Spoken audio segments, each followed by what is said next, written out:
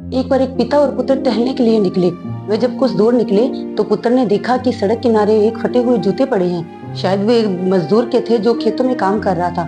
पुत्र को शरारत सूझी और उसने अपने पिता से कहा कि पिताजी, आज हम कुछ मजाक करते हैं जिससे ये शाम यादगार बन जाए।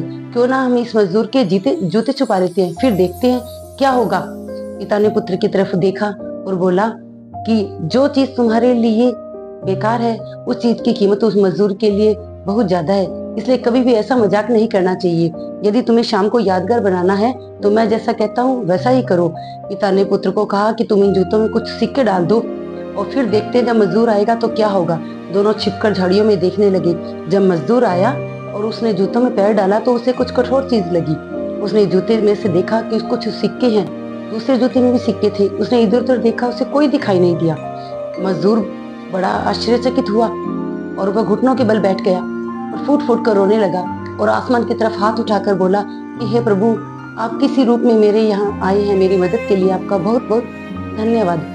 इन रुपए से मैं अपनी बीमार पत्नी के लिए दवा ले जा सकता हूँ और अपने भूखे पुत्र की भूख शांत कर सकता हूँ। आपका बहुत बहुत धन्यवाद है। यह सब देखकर बेटे की आंखों में आंसू आ गए। पिता ने पुत्र से कहा कि देखा, तुम्हारे उस मजाक से उतना आनंद नहीं मिलता जितना आज इस गरीब के आंसू और आशीर्वाद से तुम्हें आनंद मिला है, और यह जीवन भर याद रहेगा। इस छोटी सी कहानी से हमें सीख मिलती है कि जीवन का असली आनंद कुछ लेने में नहीं, किसी को कुछ देने में है।